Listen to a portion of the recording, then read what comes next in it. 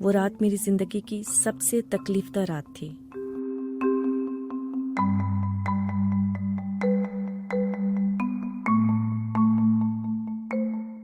मेरी शादी 3 साल पहले मेरे कजन से हुई। ये पसंद की शादी थी और हम सब खुश थे। मंगनी के बाद से ही हम सेक्स समेत हर मौजू पर बात करते। हमने कई बार पॉर्न वीडियोस पर भी बहस की और ये वीडियोस शेयर भी की। मुझे ऐसा लगता था कि मेरी अपने मंगेतर से दोस्ती है तो हमारे दरमियान सेक्स मुश्किल नहीं होगा। मेरे शौहर भी उस वक्त यही समझते थे कि पहली बार सेक्स में मुश्किल वक्त हायमन का फटना होता है। हम पढ़ते थे कि शायद ये दर्द चंद सेकंड्स में खत्म हो जाता है। मेरे शौहर को शादी के दिन उनके दोस्तों और कजन्स ने भी यही बताया था कि तुम दर्द के बारे में मत सोचना, वो तो होगा, बस तुम्हें हर सूरत सेक्स करना है। मैं शादी के दिन नर्वस थी।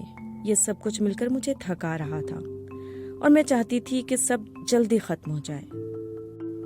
शादी की रात सेक्स के वक्त मुझे दर्द शुरू हुआ और चंद ही लम्हों में ये नाकाबिले बर्दाश्त हो गया।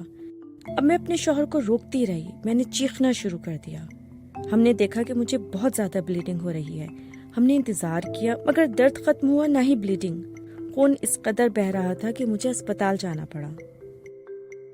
डॉक्टर ने कहा मेरा वजाइनल ट्रैक तंग है और इलाज के बगैर सेक्स नहीं हो सकेगा।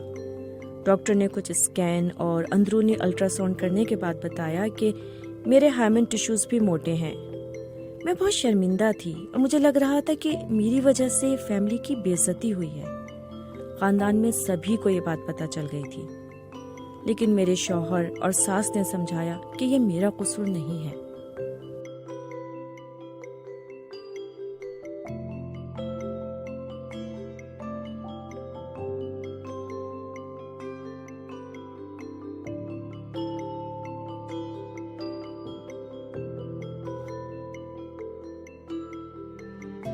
जो 30 साल या 25 साल तक मतलब इनहिबिटेड रहे हैं एक चीज से, उनकी फैंटेसीज बहुत हैं। उन्होंने मूवीज में देखा हुआ है, उन्होंने टीवी में देखा हुआ है या व्हाटएवर, वो फैंटेसी वर्ल्ड है कि this happens like this, it's not like this.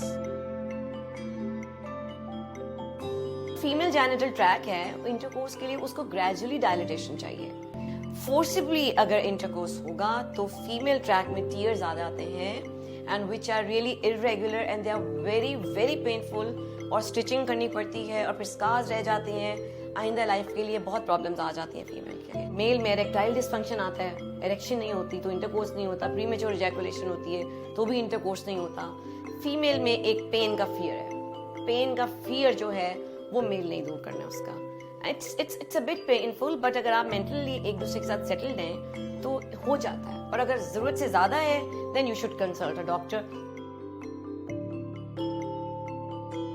जितना उस वक्त एंजाइटी, परफॉर्मेंस एंजाइटी मेल के ऊपर होती है कि आई डोंट नो मैं ये कर पाऊंगा कि नहीं, it is so important to deal with. और ये लड़की को भी पता होना चाहिए कि लड़के को परफॉर्मेंस एंजाइटी होती है। मेल को ये बताना है कि बड़ी डेलिकेट चीज है औरत, ठीक है, उसको इन चीजों का अभी it's going to be a first experience and really it's painful for a female, it's painful.